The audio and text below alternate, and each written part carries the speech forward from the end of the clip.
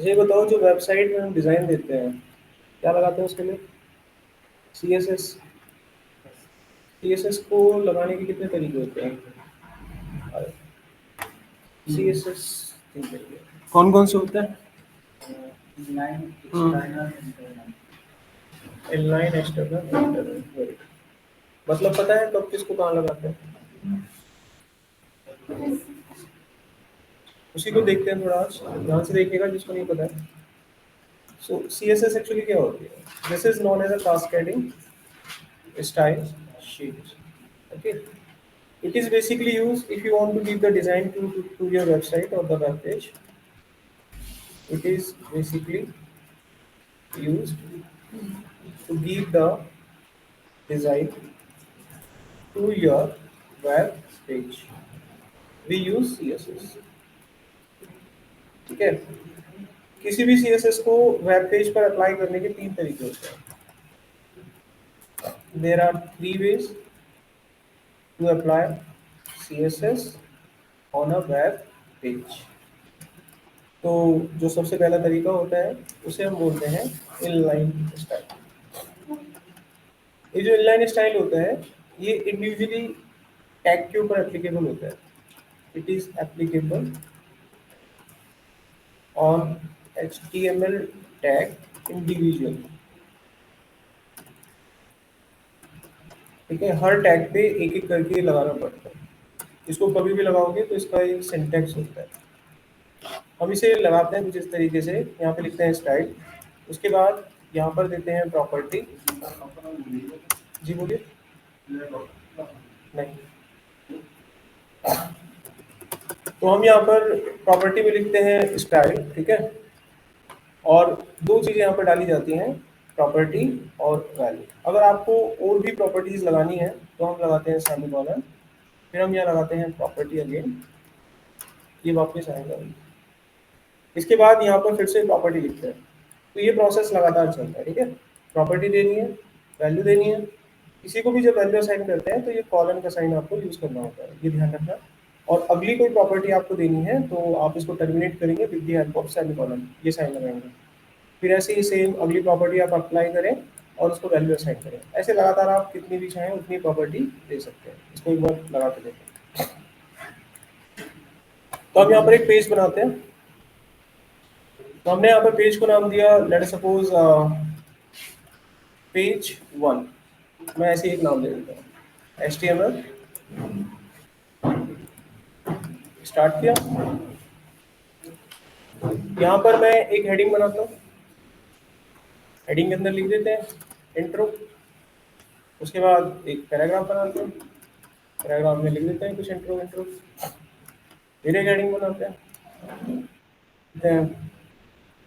क्या लिखा है, प्रोडक्ट या अबाउट. अबाउट लिख देते हैं. फिर इसके अंदर हम एक पैराग्राफ बनाते हैं. फिर कुछ लिख देते हैं. हमारा एंटर डाटा आ गया. तो ये मेरे पास एक पैराग्राफ आ गया, मतलब हेडिंग आ गई. ये एक पैराग्राफ आ गया. ठीक है, उसके नीचे एक फिर से एक हेडिंग है और नीचे फिर से एक पैराग्राफ आपको दिख रहा है. बीच में आवाज आ रही है किसी की? कोई डिस्कशन है, कोई भी बातचीत है, आप मेरे से करें. ठीक है, कोई भी डिस्कशन है किसी का, कोई भी डाउट है, हो सकता है आपस में बैठ के. एक बात का हमेशा ध्यान रखना, जो मैं कई बार बोलता हूँ, आधा अधूरा ज्ञान खतरनाक होता है.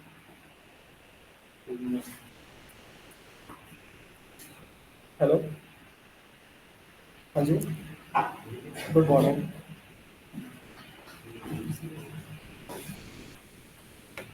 अच्छा,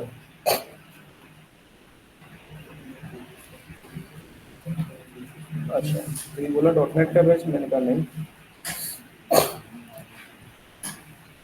हम्म,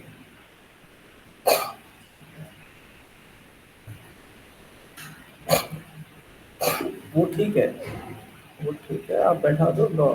बाकी हम उसको बोल देंगे डिजाइनिंग का पार्ट चल रहा है.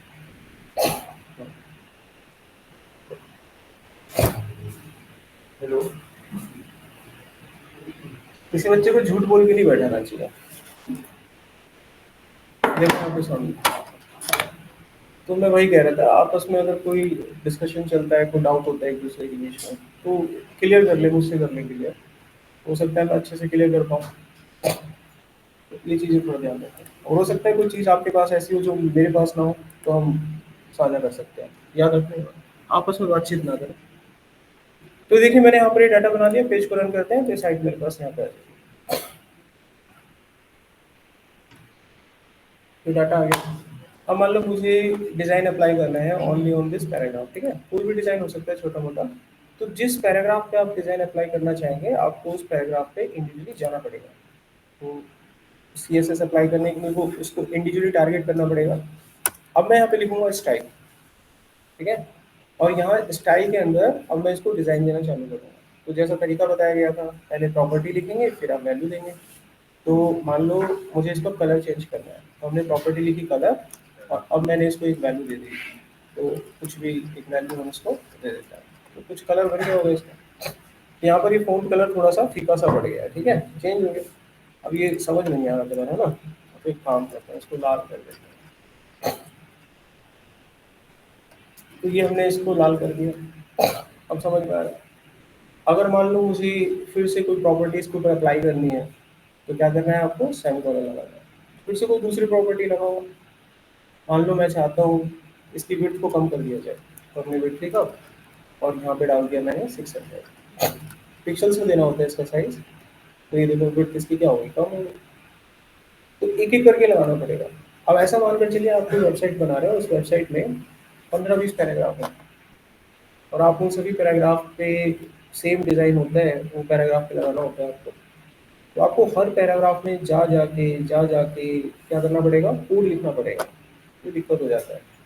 तो इस चीज़ को अवॉइड करने का एक तरीका बताया गया है। ये तब यूज़ करें जब कोई स्पेसिफिक एलिमेंट है, इंडिविजुअली काम कर रहा हो, तब आप लगा लें। अब पूरी वेबसाइट में एक, मान लीजिए पूरी क्लास में एक बच्चा बदतमीजी कर रहा है, तो दंड पूरी क्लास को मिलना चाहिए क्या?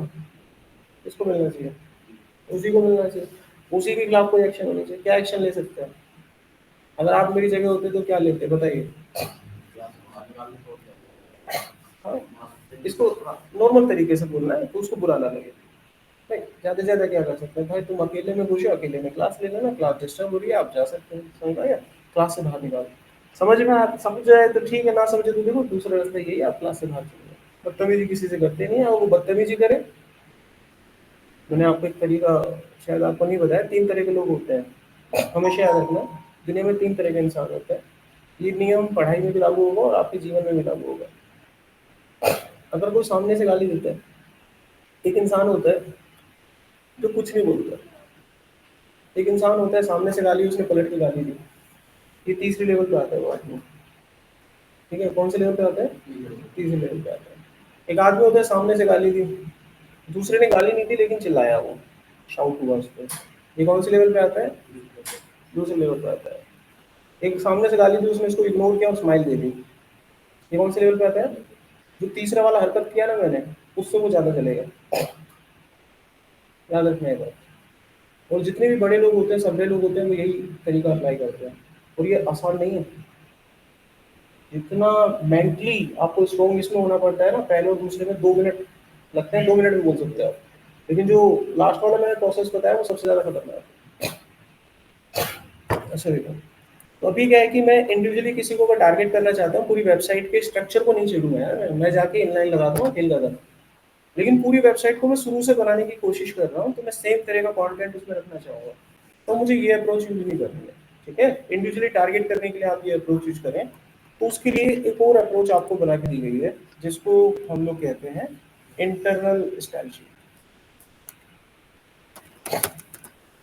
Internal style sheet.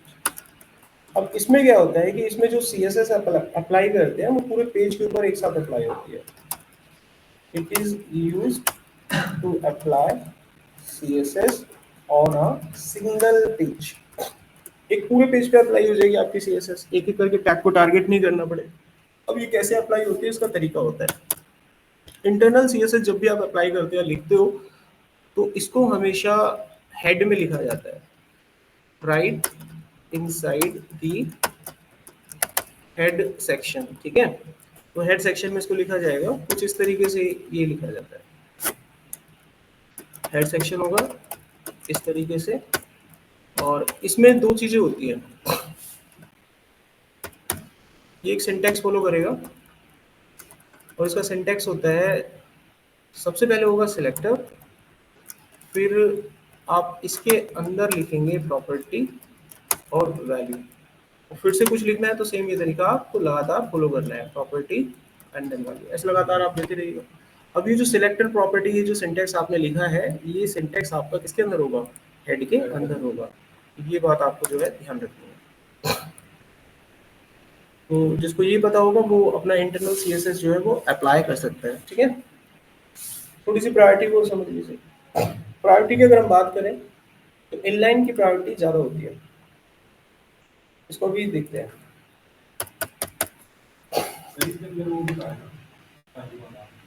कौन सा? हाँ वो भी आएगा। एक चीज़ और लिखना है इसके अंदर, ये वाला टाइप लिख के टेक्स्ट सीएसएस ये लिखना है आपको, ठीक है। इसके बिना ये काम नहीं करेगा, तो ये इसका टैग हो गया, सिंटैक्स आपका यही करेगा।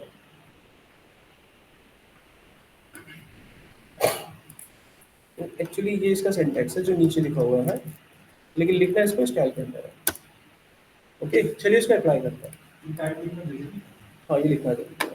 टाइप अलग अलग तरह के होते हैं, सीएसएस होता है, वीबी स्क्रिप्ट होती है, जैसे स्क्रिप्ट में टाइप लगाते हैं, ठीक है। ऐसे दुनिया भर की सीएसएस होता है, टेलविंड होती है, एक फ्रेमवर्क होता है सीएसएस का, बूटस्ट्रैप होता है, तो दुनिया भर की सीएसएस होती है, आपको लिखना पड़ता है। ऐसे लिंक हम करते हैं, कुछ रिलेशनशिप के लिंक होते हैं, कुछ फाइव आइकन के लिंक होते हैं। अभी होता है क्या है कि हम देखते हैं कि हम पानी में डूब गए हैं, तो पानी हमें एक जैसा लगता है, लेकिन पानी के प्रकार बहुत सारे होते हैं। सेम इसी तरीके से सीएसएस के टाइप बहुत सारे होते हैं। टेलविंड सीएसएस सुना है? एक आधे ने सुना है, बाकी किसी ने भी सुना, लेकिन होता तो है ना 10 मिनट। हाँ तो ऐसे दुनिया भर के होते हैं, तो इसलिए टाइप बताए जाते हैं कि कौन सा किस टाइप का है। अब जब हम इमेज भी लिखते हैं, कल मैंने आपको एक ऑब्जेक्ट में टाइप लिखा था, वहाँ पर मैंने एप्लीकेशन लिखा था, और एप्लीकेशन में पीडीएफ लिखा था। ऐसी इमेज होती है, और जब हम एम्बेडेड नाम का भी एक टैग होता है, अगर उसका इस्तेमाल करते हैं तो उसमें हमें टाइप लिखना पड़ता है कि किस तरह की फाइल को ये सपोर्ट करेगा। जिस फाइल का नाम हम वहाँ पर लिख देंगे वो उसी फाइल को सपोर्ट करेगा। कल को मान लो आप किसी वेब एप्लीकेशन पे काम करते हो, बैकएंड पे काम करते हो, और आपको एक फाइल अपलोड का कंट्रोल बनाना है, और आप चाहते हैं कि ये सिर्फ इमेज वाली फाइल को ही अपलोड करे, दूसरी फाइल को अपलोड ना करे, वरना हम दे देंगे तो वहाँ पर टेक्स्ट फाइल भी अपलोड कर सकते हैं, ले लेगा वो। तो उसको बचाने के लिए भी वहाँ पर टाइप में लिखा जाता है एप्लीकेशन स्लैश लगाकर टेक्स्ट, तो टेक्स्ट फाइल को लेगा। एप्लीकेशन स्लैश लगाकर हम जेपीजी एमपीजी लिखेंगे तो जेपीजी एमपीजी फाइल को लेगा। तो टाइप का मतलब होता है which type of data you want to support it. तो यहाँ पर अपने स्टाइल में फोर्सफुली उसको मेंशन कर दिया, हम सीएसएस अप्लाई करना चाहते हैं, तो नॉर्मल सीएसएस जो भी आप अप्लाई करेंगे वो अप्लाई हो जाएगा। आप इसको नहीं भी लिखेंगे तो भी चल जाएगा, डिफॉल्ट होगा, डिफॉल्ट होगा, चल जाएगा। आगे देखो नेक्स्ट यहाँ पर, अब हम इसको प्रैक्टिकली करते हैं सिस्टम पे। तो मैंने यहाँ पर अभी पेज 1 बनाया था, सेम डाटा मैं फिर से कॉपी करता हूँ, और एक और पेज हम तैयार करते हैं, पेज 2.html। अब इस पेज में मैं इस स्टाइल को यहाँ से हटा देता हूँ, तो ये हमारे पास डाटा आ गया। ये टाइम है आपका, अरे डेली आते हो तुम, लेट होते हो, कल भी हुए थे ना, झूठ बहुत हो गया ऐसे। इस टाइम से जल्दी आए थे, 9:30 बजे के बाद आए थे। क्या नाम है तुम्हारा? आगे देखो नेक्स्ट यहाँ पे। तो अभी क्या है मेरे पास यहाँ पर कितने पैराग्राफ हैं, 2 पैराग्राफ हैं। अब मैं चाहता हूँ इन दोनों पैराग्राफ के ऊपर एक जैसे डिजाइन हो। अभी जो तरीका आप लोगों ने अप्लाई किया था इंडिविजुअली, उसमें दिक्कत होता है। दिक्कत क्या होता है, अगर आपने कोई डायनेमिक साइट बनाई, डायनेमिक साइट में क्या होता है कि रन टाइम पे पैराग्राफ क्रिएट हो रहे होते हैं। अब बैकएंड पे मान लो किसी ने कोई डाटा डाल दिया, तो डाल सकता है, प्रोडक्ट है, डाल दिए, भर दिए बैकएंड पे, जब आप बैकएंड की कोडिंग करोगे। अभी तक जो पेज आपने डिजाइन किया था उसमें आप लोगों ने 3 फोटो दिखाई थी और 3 पैराग्राफ दिखाए थे, दैट इज ओके, समझ में आ रहा है, उसका डिजाइन विजाइन मार दिया आपने। अब बैकएंड पे किसी ने चौथा प्रोडक्ट एंटर कर दिया। अब क्लाइंट अगर वेबसाइट को खोलेगा तो भाई उसको चौथा प्रोडक्ट दिखेगा कि नहीं दिखेगा? दिखेगा ना। और जब चौथा प्रोडक्ट दिखेगा तो वो सेम डिजाइन का ही दिखना चाहिए ना, जितना फोटो का साइज ऊपर वाले का है दूसरे का भी उतना होना चाहिए, और पैराग्राफ में भी डाटा उतना होना चाहिए। तो उस केस में आप डिजाइनर को कॉल करके बुलाओगे क्या, भाई चौथी फोटो आ गई है, इसको प्लीज यहाँ पे डिजाइन देकर जाओ, ऐसे थोड़ी ना करोगे आप। तो उस केस में हम क्या चाहेंगे, डायनेमिक डिजाइन चाहेंगे। अगर मेरी वेबसाइट में कल को कोई भी इमेज दोबारा से ऐड होती है तो उसको सेम डिजाइन अपने आप वो मिलता रहे, हम एक एक करके ना लगाएं, इंडिविजुअली डिजाइन ना लगाएं। तो देखो इसको यहाँ अप्लाई करते हैं, कल कोशिश करना क्लास में लेट ना हो तो, ठीक है। अच्छा, अब क्या करेंगे, हम इस पैराग्राफ पे लगाना चाहते हैं, इसमें 2 पैराग्राफ हैं, कोई बात नहीं। लगाने का तरीका, हेड में जाएं आप और यहाँ पर आप स्टाइल लिखें, यहाँ पर आप टाइप मेंशन करें, टेक्स्ट सीएसएस, इसके अंदर जाएं, तरीका वही रहेगा, सिलेक्टर, तो हमारा सिलेक्टर यहाँ पर पैराग्राफ है। उसके बाद आप यहाँ पे लिखेंगे अपना प्रॉपर्टी और वैल्यू। तो मान लीजिए हमने प्रॉपर्टी दिया कलर, वैल्यू हमने रेड कर दिया, इसके चारों तरफ हम एक बॉर्डर लगा देते हैं 1 पॉइंट सॉलिड ब्लैक, इसकी विड्थ हम सेट कर देते हैं अप्रॉक्स 600, इसको मार्जिन दे देते हैं यहाँ पर फोटो, तो लेफ्ट राइट से इक्वल स्पेस दे देगा। अब ये जो हमने डिज़ाइन अप्लाई किया है, ये डिज़ाइन मैंने किस पे अप्लाई किया है, पैराग्राफ पे। अब इस वेबसाइट में जितने भी पैराग्राफ हो सब पे लगेगा, अब हमें एक एक करके नहीं लगाना है। तो ये हमें क्या हो गया, एक फायदा हो गया इससे, हो गया। कल को मान लो वेबसाइट में डायनेमिक तौर पर कोई एक नया पैराग्राफ क्रिएट होता है, कल को अगर ऐसा हो जाए कि एक नया पैराग्राफ आपको डायनेमिक तौर पर यहाँ पर दिखाई देता है, इसका यहाँ से, तो हम क्या करेंगे, यहाँ पर एक और पैराग्राफ बनाते हैं। यहाँ मैंने लिखा गैलरी, यहाँ लिखा पैराग्राफ, यहाँ लिखा लॉरेल, एंटर किया। तो देखो तीसरा पैराग्राफ को सेम डिजाइन मिला, हमें बनाना नहीं पड़ा। तो अगर हम एक वेबसाइट में एक डिजाइन पहले ही मेंशन करके रख देते हैं, अब समझ में आ रहा है फ्रंट एंड बैक एंड को कैसे करेक्ट करेंगे आप कल को आगे चल के। तो बैक एंड से जब डाटा वहाँ से डायनेमिकली आएगा, तो अब सोचो इनलाइन लगाने से कोई फायदा तो मिलने वाला है नहीं, तो बेकार हो जाएगा सेट आपका। 3 प्रोडक्ट ही अच्छे दिखेंगे, बाकी भी तो डायनेमिकली कुछ भी एंटर करेगा एडमिन, वो सारा बेकार दिखाई देगा। तो वहां पर आपको ये प्रोसेस अप्लाई नहीं करना है इनलाइन वाला, वहां पर आप इंटरनल के साथ जाएंगे, ठीक है। कोई स्पेसिफिक चीज होती है जिसको आप टारगेट करना चाहते हो अपनी वेबसाइट में, भैया ये पूरी वेबसाइट में 100 चीजें, इसमें से एक चीज अलग दिख रही है, तो उस पे जाओ और अपना इनलाइन अपना चिपका दो। कोई डाउट इन दोनों में क्या? ये क्या चीज लिखना है, ये लिखना है कोडिंग, लिख लो।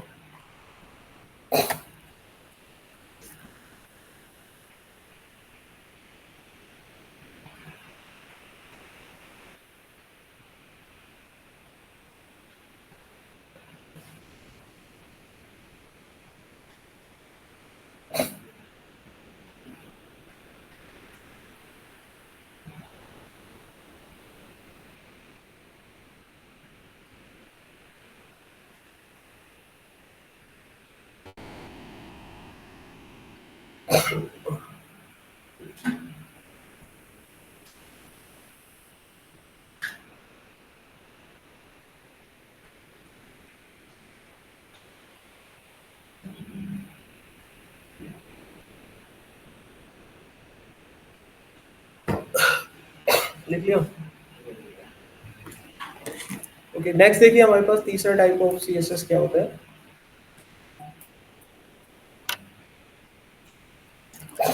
इसका नाम है एक्सटर्नल सीएसएस। तो ये जो एक्सटर्नल सीएसएस होती है, इसका इस्तेमाल आप में से कोई बताएगा कब करते हैं और क्यों करते हैं, जिसको भी थोड़ा कुछ पता है बताओ।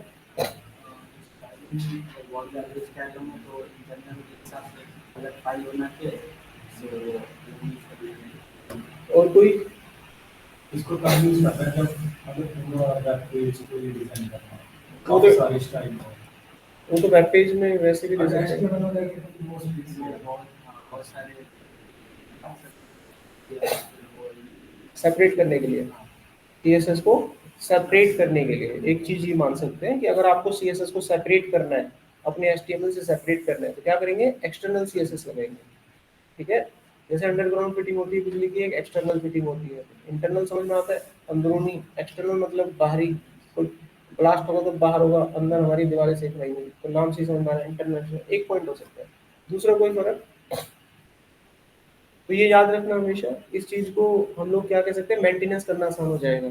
तो जितनी भी आपको ऑफिशियल वेबसाइट मिलेंगी उसमें जो CSS आपको दिखाई देगा कैसे दिखेगा, एक्सटर्नल दिखेगा, ऑलमोस्ट क्या दिखेगा, एक्सटर्नल दिखेगा। उसके पीछे कारण है कि उसको मेंटेन करना आसान होता है। कल को कोई डिजाइन अगर आपको कहीं पर चेंज करना होगा तो आप उसके ढांचे को नहीं छेड़ोगे।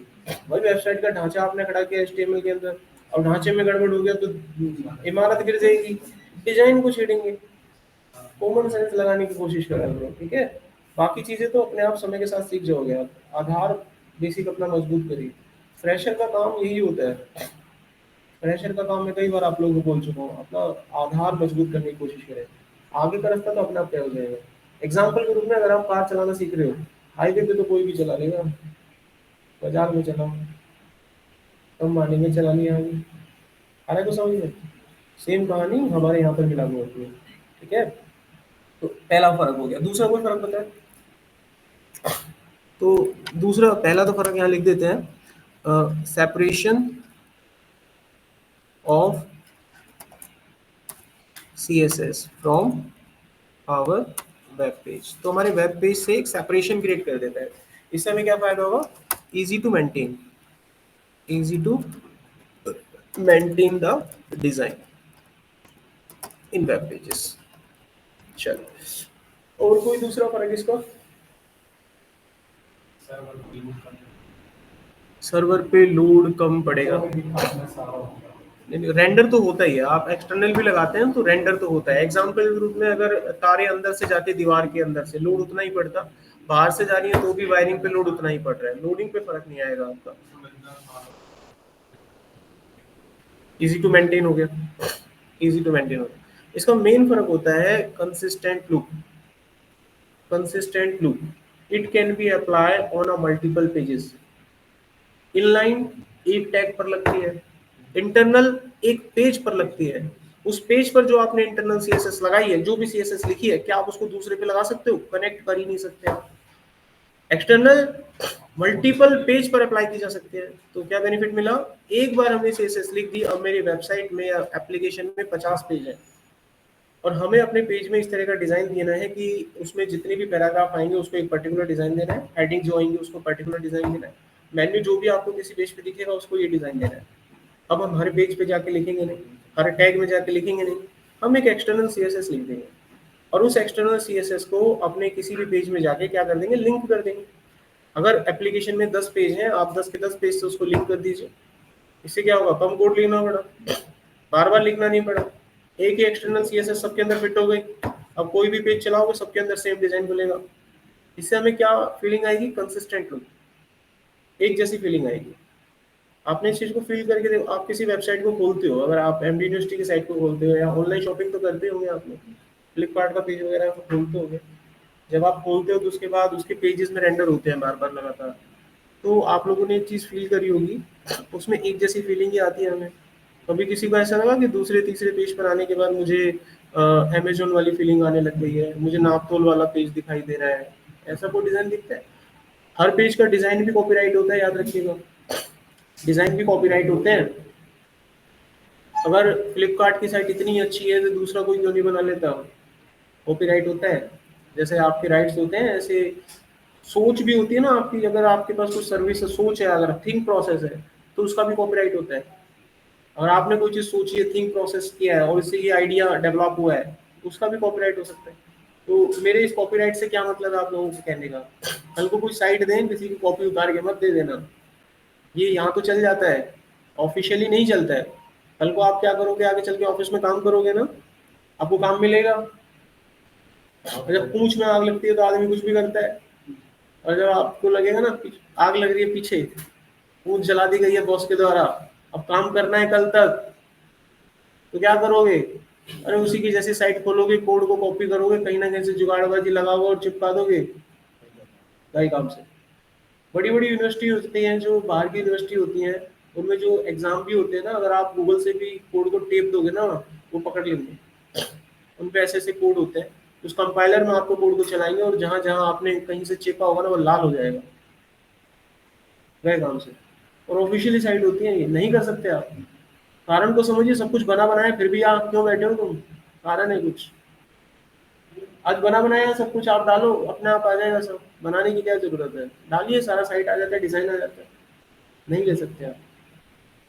तो मैं गाना भी किसी का डाल दो तो नीचे क्रेडिट देना पड़ता है उसको, यूट्यूब पे डाल के देखना, क्रेडिट क्रेडिट देना पड़ेगा। और किसी का चोरी कर लिया और उसने क्रेडिट भी नहीं दिया तो कॉपीराइट आ जाएगा। कोर्ट प्रोसेस, तो प्लीज इन चीजों को अवॉइड करना है आप लोगों को।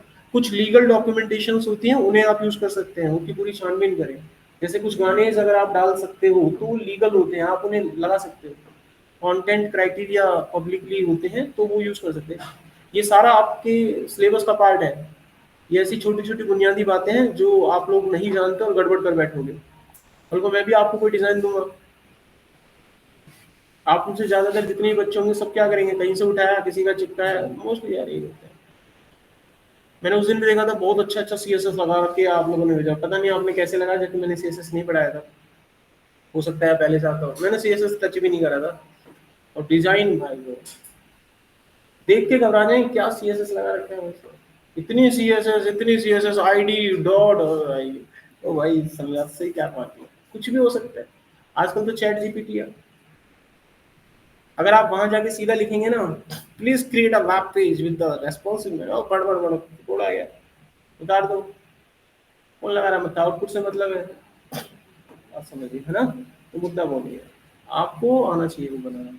ये चीजें वहां चल जाते हैं जैसे डिजिटल मार्केटिंग, कुछ नहीं करना, ड्रैग एंड ड्रॉप है, वर्डप्रेस है, आप उठाइए डालिए, ठीक है। हम ये नहीं कहते आप एक्सपर्ट बनिए, बेसिक नॉलेज होना चाहिए आपको, ठीक है इन चीजों का। अच्छा हम यहाँ आते हैं एक्सटर्नल सीएसएस से, जो आपको मेन फायदा तीसरा मिलता है वो मिलता है कि it can be apply on multiple pages.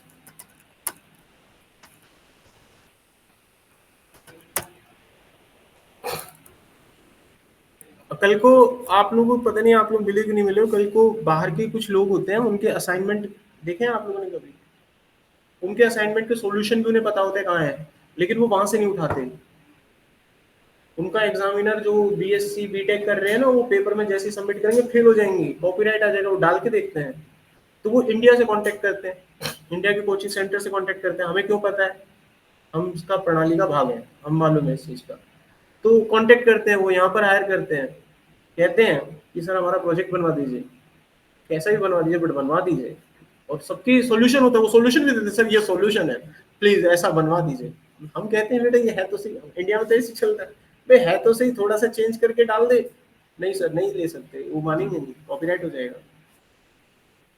तो आप जब वो साइट बनाएंगे, इंडिया में नहीं है ये जो वेब डेवलपमेंट है, आपको बाहर के प्रोजेक्ट मिलते हैं, आप किसी कंपनी को भी ज्वाइन करेंगे, बिल्कुल नहीं कर सकते आप ऐसा, ठीक है। चलो अब तीनों चीजों का आपको तरीका पता लग गया कि कौन सी चीज आपको कब लगानी है, ठीक है। इंडिविजुअली किसी चीज पे काम करना है, इनलाइन लगाइए। एक सिंगल पेज पे काम करना है, इंटरनल लगाइए। और अगर आप अटैचमेंट बाहर करना चाहते हैं, मेंटेनेंस आसान करना चाहते हैं, पूरे प्रोजेक्ट पे आप एक जैसा डिजाइन देना चाहते हैं, तो एक्सटर्नल सीएसएस अप्लाई कीजिए। 90% एक्सटर्नल सीएसएस लगता है, 7% आपका इंटरनल सीएसएस लगता है, और 2 से 3% आपका इनलाइन सीएसएस लगता है। अगर आपको भरोसा ना हो तो किसी वेबसाइट को खोल के सोर्स पे जा जाके चेक कर लो, आपको आइडिया लग जाएगा। ऑलमोस्ट यानी कि सभी के ऊपर आपको एक्सटर्नल सीएसएस मिल जाएगी। इसको बनाने के 2-3 फायदे होते हैं। आपकी वेबसाइट का कोड जो होता है वो ऐसे कह सकते हैं कि चोरी करना आसान नहीं रहता।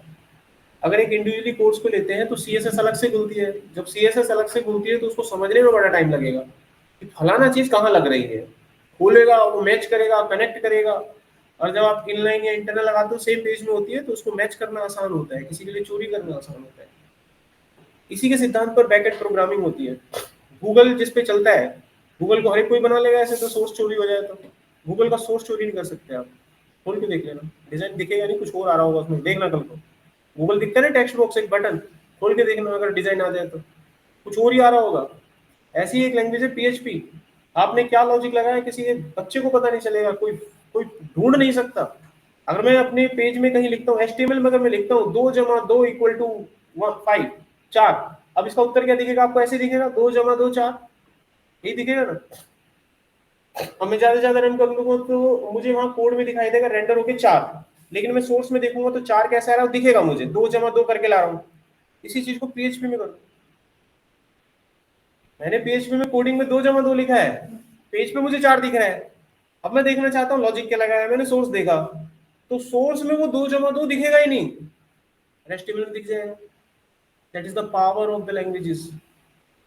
समझ रहे हो हम क्यों वहां पे जंप मारते हैं, क्यों यहाँ पे जाते हैं। तो कल को अगर आप डॉट नेट या जावा की फील्ड में भी जाते हो कोई फर्क है, इस वजह से जावा जावा है, डॉट नेट है। कुछ कमियां कुछ खामियां दोनों में होती हैं, उसमें कुछ पावरफुल चीजें होंगी, कुछ कमियां होंगी आपके पास। चलो अब इसको अप्लाई करके देखते हैं।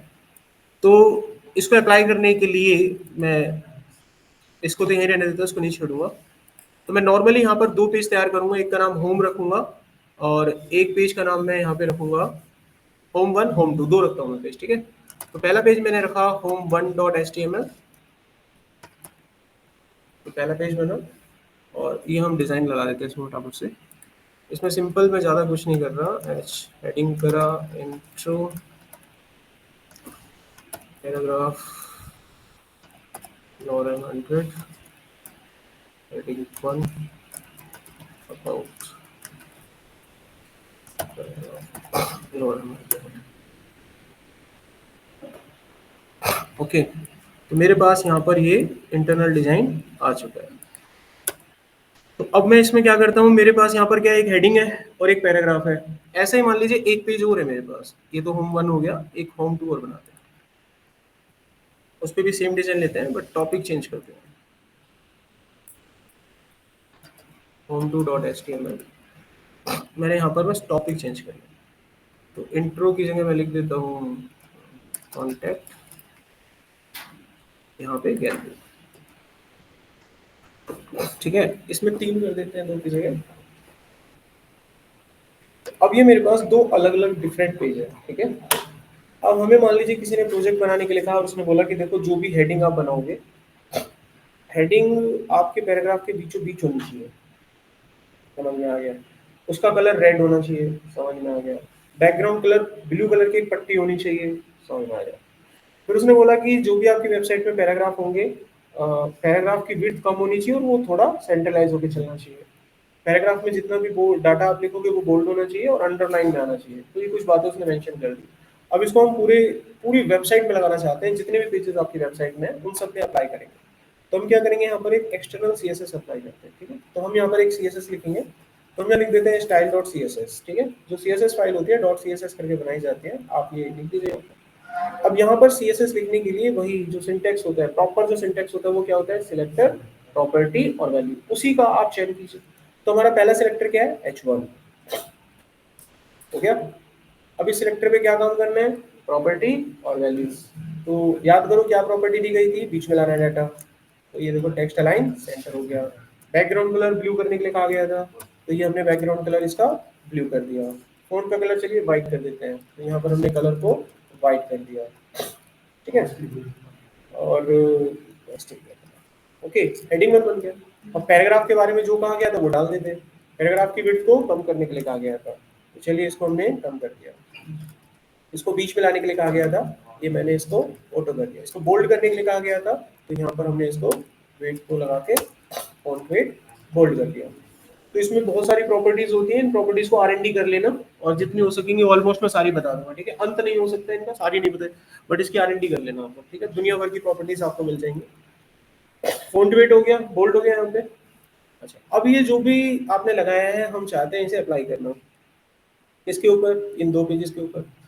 अभी अगर मैं किसी पेज पे चलाऊंगा तो कोई फर्क थोड़ी ना पड़ेगा, कोई फर्क नहीं पड़ेगा, है ना। और हम होम टू पेज को भी अगर साइड में रन कर ले तो इस पे भी कोई फर्क नहीं पड़ेगा। ये रन किया और इस पे भी कोई खास फर्क नहीं पड़ा।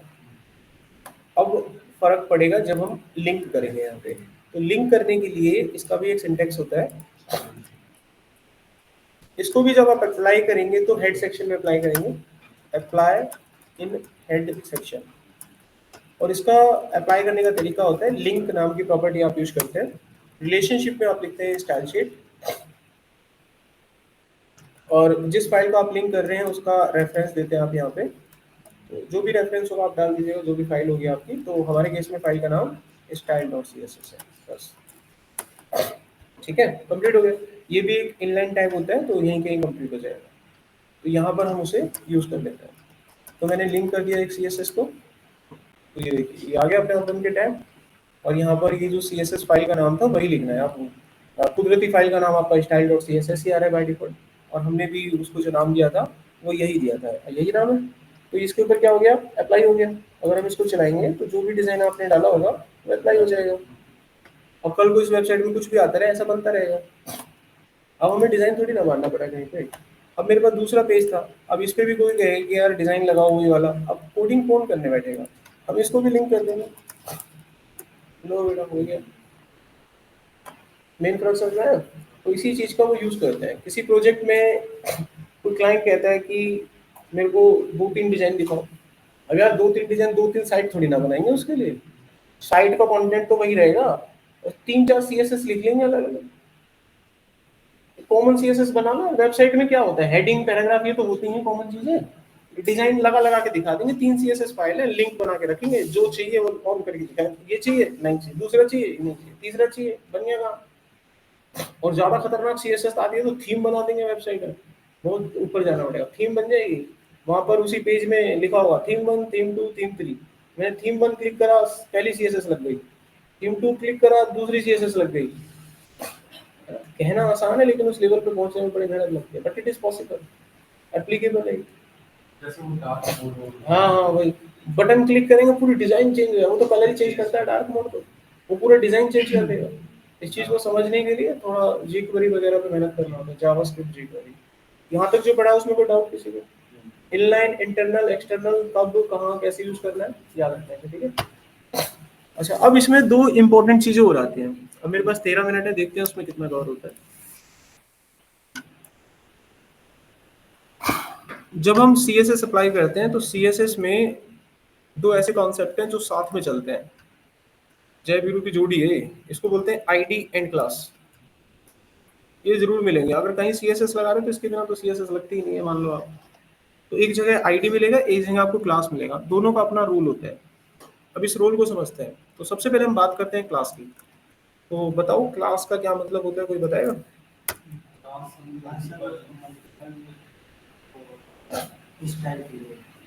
और आईडी यूनिक होती है। किसी को कैसे आप, ये जैसे मेरे पास फोन है, मेरे को बेचना है, तो मैं तभी अच्छा सेल्स पर्सन हूँ, तब मैं बेच पाया। अब आप किसी को कैसे मजबूर करोगे कि वो स्टाइल जब लगाए तो क्लास और आईडी का इस्तेमाल करे? How to force? ये फोन है ना, मैंने कहा बेचो। अगर आप बेचने में कामयाब होगे तभी तो मैं कहूंगा you are a sales person, you know the value of this phone.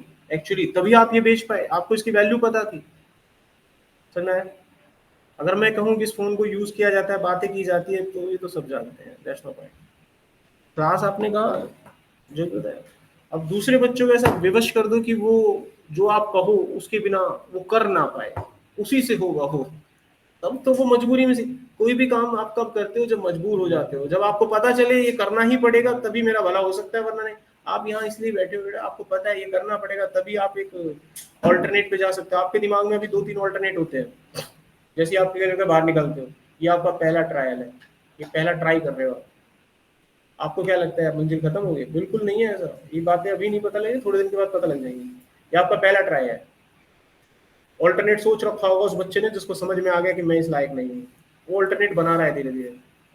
और जिसको समझ में आ रहा है वो अपने ऑल्टरनेट का दूसरा रास्ता बंद करेगा और इस रास्ते पे जाने की कोशिश करेगा। सबके साथ होता है, नॉर्मल सी चीज है यार, ठीक है। तो अब बताओ क्लास और आईडी क्यों पढ़े हम, क्या है?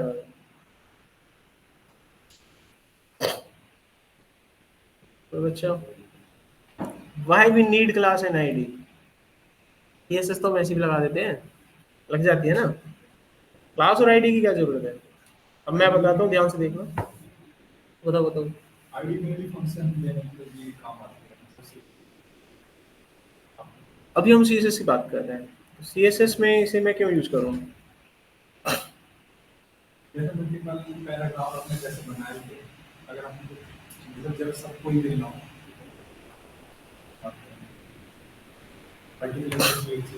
तो मैं P से भी तो कर लूंगा। P लगाया, आप टैग से सकते आगे, क्या दिक्कत है? इंटरनल है मेरे पे, इनलाइन है, दिक्कत क्या है? आईडी क्लास क्यों, मैं इसके बिना भी तो कर सकता हूँ। कारण मेरा ये है कि मैं इसके बिना भी कर सकता हूँ, इससे क्यों करूँ? अलग अलग पेज पे जाके आप चेंज करोगे, जिस आप कह रहे हो नहीं लगाओगे तो कितने पेज एक्सटर्नल CSS लगा दूंगा, P लगा दूंगा, सब पे चला जाएगा। पर अगर हमें जैसे दो पैराग्राफ एक को रख लेना एक को रख इंटरनल है मेरे पास, वो एक बार बता उनको मजबूर करो ना। आईडी उस क्लास का मेन फर्क है, मैं वैसे भी कर सकता हूँ काम, एफर्ट डल रहे हैं थोड़े से, मैं मानता हूँ, मजबूर करो, क्या कारण क्या है इसका। चलो देखो मैं बता रहा हूँ यहाँ पर, ठीक है, काफी देखो पॉइंट सही जा रहे हो, लेकिन जब तक वो दूसरा सेटिस्फाई, यही तो कारण होता है कि जब सेल्स पर्सन आता है आप सेटिस्फाई नहीं होते, सामान खरीदते हो उससे, मैं नहीं कह चल तो यहाँ से अगर वो कामयाब हो गया तुम्हें पटाने में, मैं कह रहा हूँ तुम तिजोरी में से ताला तोड़ के पैसे ला के दोगे उसे, बता रहा हूँ ये बात हकीकत है। अगर वो तुम्हें पटाने में काम होगा, तुम्हें बता पाया उसकी रियल वैल्यू, तुम तोड़ के लाओगे पैसा और दे दोगे उसे। अब ऐसी एक समस्या रखते हैं, देखो मैं एक पेज बनाता हूँ फिर से, मतलब mypage.html, इसको हटा देता हूँ मैं, ये लगा रहने देते हैं, कोई दिक्कत नहीं है। इसकी जो CSS मैंने लगा रखी थी उसके डिजाइन को मैं गड़बड़ कर देता हूँ,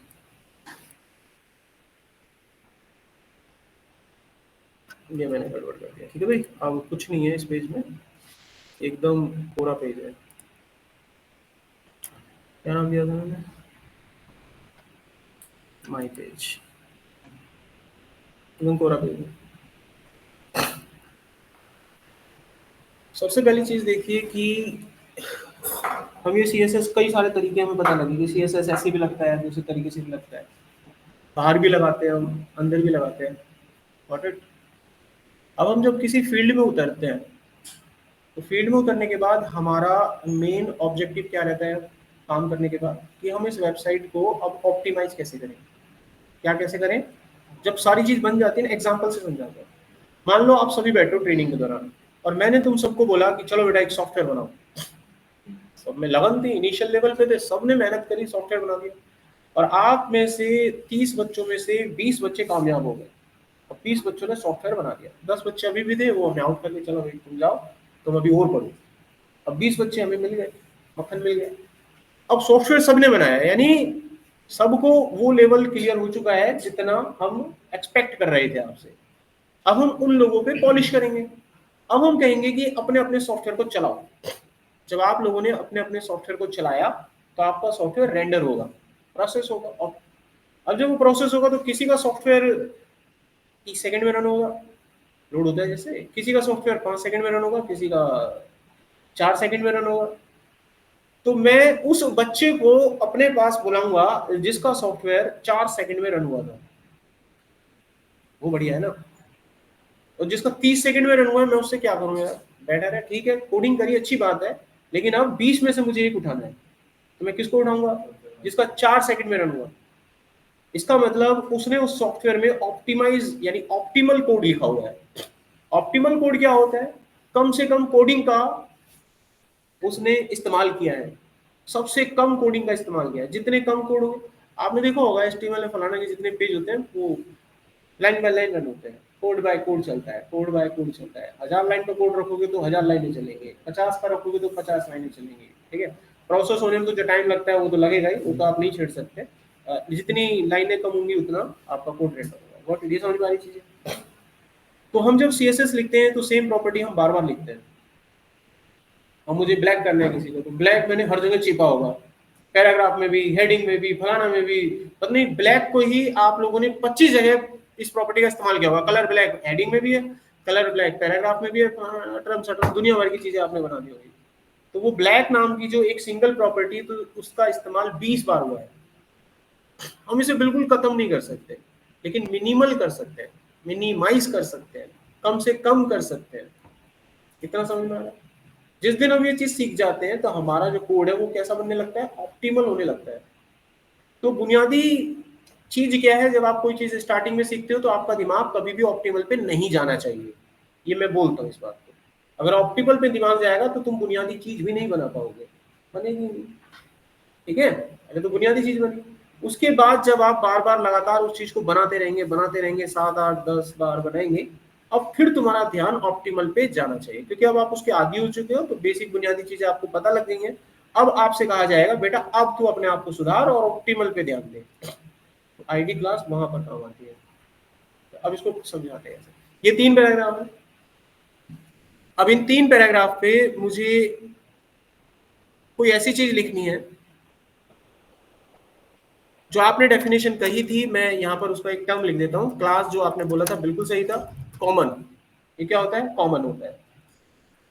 आईडी जो आपने लिखा था वो बिल्कुल सही था। इसके बारे में आपने कहा था यूनिक, मैं मानता हूँ, चलो यूनिक होता है। आईडी कैसा होता है? यूनिक होता है। और क्लास कैसा होता है?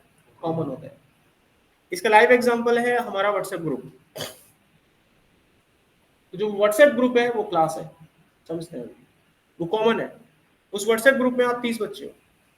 मान लीजिए मुझे कोई मैसेज रेंडर करना है, मैंने अगर उस व्हाट्सएप ग्रुप में डाला, वो कॉमन है, वो सभी के पास जाएगा कि नहीं जाएगा? It working as like a class, वो कॉमन हो गया। अब जो उस व्हाट्सएप ग्रुप में आप लोगों के अलग अलग नंबर हैं, वो आईडी है आपकी, वो आईडी का रोल प्ले कर रही है। अगर मैं किसी पर्टिकुलर आईडी यानी नंबर को सिलेक्ट करके वो मैसेज रेंडर करूं, तो वो केवल उसी बच्चे के पास जाएगा, कोई और देख पाएगा उसे? तो वो क्या हो गया? यूनिक हो गया। एग्जाम्पल से समझा। अब ये सेम चीज आपके सामने है। मान लीजिए 3 पैराग्राफ है और आपसे ये कहा जाता है इन 3 पैराग्राफ में 4 ऐसी बातें जो कॉमन होनी चाहिए। 4 बातें जो हर एक पैराग्राफ में क्या होनी चाहिए? कॉमन होनी चाहिए। वो 4 बातें क्या है मैं यहां लिख देता हूं। तो हम गए इसके कोडिंग वाले पार्ट पे और इसकी CSS ये रही हमारे पास, और इसके पैराग्राफ में 4 बातें जो कॉमन कही गई थी हम उठा लेते हैं। Copy paste. 3 बातें तो मान लो यही हो गई, वेट हो गई, मार्जिन हो गया, फॉन्ट वेट हो गया, और क्या दे सकते हैं हम इसको? साइज बढ़ा देते हैं थोड़ा सा, फॉन्ट साइज हो गया तो 18 पॉइंट दे देते हैं। 18 का नॉर्मल होगा, 22 पॉइंट दे देते हैं। ठीक है, नॉर्मल कॉमन चीज होगी, कोई दिक्कत नहीं है। अब हम इस वाली फाइल को उसके साथ कनेक्ट भी कर देते हैं। तो ऑलरेडी मेरे ख्याल से वो कनेक्टेड है, वहां पर ये लिखा हुआ है इसमें। अब रन करेंगे तो चारों बातें आ रही हैं इसमें, वो चारों बातें एप्लीकेबल हो गई, कोई दिक्कत नहीं है। अच्छा, अब मैं चाहता हूं कुछ ऐसी चीजें जो हर एक पैराग्राफ में अलग अलग हो। हर एक पैराग्राफ में क्या हो? वो अलग अलग हो। मैं चाहता हूं इसका कलर रेड होना चाहिए। अब अगर मैंने यहाँ पे रेड दे दिया तो वो हमारी दिक्कत हो जाएगी। अगर मैंने यहाँ पे रेड दे दिया, अब क्या हो गया? पंगा हो गया, सारा रेड हो गया। लेकिन हमें रेड सिर्फ किसको करना था? इसको करना था। ये समझ में आ रही है बात? तो यहाँ पर हमारी मदद कौन करेगा? आईडी। जो भी आप टैग इस्तेमाल करते हैं, हर एक की एक यूनिक आइडेंटिटी होती है। आप हर टैग को एक यूनिक आइडेंटिटी दे सकते हो। ये यूनिक आइडेंटिटी किसी की चेंज नहीं होगी, कभी चेंज नहीं होगी। ठीक है, तो हम गए अपने कोड के पास और अपने इस कोड में जाके जितने भी पैराग्राफ हैं हम उनको एक अलग अलग आईडी रिप्रेजेंट कर सकते हैं। तो पैराग्राफ पे हमें काम करना था, मैंने इसको अलग अलग आईडी देना स्टार्ट किया। तो मैंने लिखा आईडी। अब इनको मैंने आईडी दी, मान लीजिए इसको मैंने दे दिया P1, इसको दे दिया P2 और इसको दे दिया P3। तो क्या हो गया? कॉमन हो गया आईडी। अच्छा, आईडी कॉमन होने के बाद अब अगर हम इसे यूज करते हैं अपने प्रोजेक्ट में, आ गया ये रहा। अब अगर हम इसे यूज करते हैं आईडी को, तो आईडी को यूज कैसे करना है? अपने CSS पे गए हम वापस। ठीक है, आईडी को हमेशा इस्तेमाल किया जाता है हैश लगा के, हैश लगा के। अब मान लो मेरे को P1 पे अप्लाई करना था, मैंने P1 लिखा और P1 पे अप्लाई करने के बाद हमने यहाँ पर कलर लिखा रेड। तो ये जो कलर है रेड, ये किस पर अप्लाई होगा? केवल P1 पे अप्लाई होगा। अब मुझे P2 के ऊपर व्हाइट कलर अप्लाई करना है, कोई दूसरा कलर अप्लाई करना है, तो आप सीधा यहाँ पर लिखेंगे कलर ब्लू। ब्लू लिखा होगा। तीसरे वाले के पास गए और तीसरे वाले पे जाके हमने लिखा ऑरेंज। तीनों पे हमने अलग अलग कलर दे दिए। अब अगर हम इस साइट को रेंडर करते हैं या चलाते हैं तो हमें क्या देखने को मिलता है? जो कॉमन चीजें अभी नहीं लगी क्या? ओके, यहाँ पे हैश लगा देना। यहाँ तो नहीं लगता है, कुछ नाम में गड़बड़ है क्या? लिंक भी पड़ा है या स्पेलिंग देखो, स्पेलिंग P कैपिटल है। छोटी छोटी सी चीजें ऐसा पत्ता खराब करेंगे, थोड़ा ध्यान से जाइए पेज पे। कलर आ गया वहाँ पे। अच्छा, अब इससे क्या चीज हमें पता लगी, क्लास और आईडी आप कब यूज करें? जब भी किसी वेबसाइट के अंदर अगर आपके पास 25 पैराग्राफ है, हर पैराग्राफ का डिजाइन अलग अलग है, मान लो अलग अलग है, आप उसमें से ये तय करें कि इनमें से कौन सा ऐसा डिजाइन है जो सभी के ऊपर कॉमन है, उस चीज को क्लास में डालें, और जो चीजें अलग अलग हो उनको आईडी में डालें।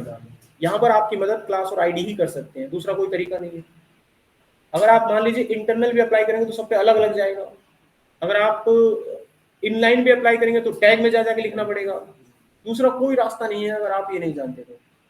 अब आपने को जैसे बताया 10 पैराग्राफ, 10 में से हर एक के ऊपर 5 प्रॉपर्टी है, जिसमें से 3 कॉमन है, 2 प्रॉपर्टी किसी की भी कॉमन नहीं है, तो मैं 3 प्रॉपर्टी को कॉमन कर दूंगा और 2-2 प्रॉपर्टी को हर एक की आईडी में लगा दूंगा। अब ये बताइए जितनी भी प्रॉपर्टी मैंने लगाई, कोई भी प्रॉपर्टी रिपीट नहीं हो रही होगी। यकीन नहीं होता तो अभी देखिए मैंने सब लगाया, इसमें कोई प्रॉपर्टी कहीं रिपीट नहीं हो रही होगी, चेक कर लो, चेक करो। ये कलर अलग है, रेड, ये ब्लू है, ये ऑरेंज है, कोई चीज रिपीट नहीं हो रही। कहीं मैंने रेड कलर 2 बार नहीं लिखा है, ब्लू कलर 2 बार नहीं लिखा है, विड्थ 500 2 बार नहीं लिखा है, 4 बार नहीं लिखा है। तो सेपरेट करने के लिए हमेशा याद रखना क्लास और आईडी कब यूज करना है। कोई भी वेबसाइट है, अगेन रिपीट, आपको कहा जाए कि इसमें मुझे डिजाइन चाहिए, आप तय करिए बैठ के, सबके डिजाइन अलग होते हैं, आप तय कीजिए कि कौन से डिजाइन इसमें से कॉमन है, जो डिजाइन आपको कॉमन लगते हैं उनको क्लास में डाल दीजिए, और जो डिजाइन आपको अलग अलग लगते हैं उनको आईडी में डाल दीजिए। इससे आपको क्या चीज मिल जाएगी, कोड ऑप्टिमाइज हो जाएगा, क्योंकि कम से कम कोड आपको लिखना पड़ेगा। आगे समझ में? आज की क्लास को हम यहाँ पर ओवर करते हैं, दूसरे सेशन में अच्छा है।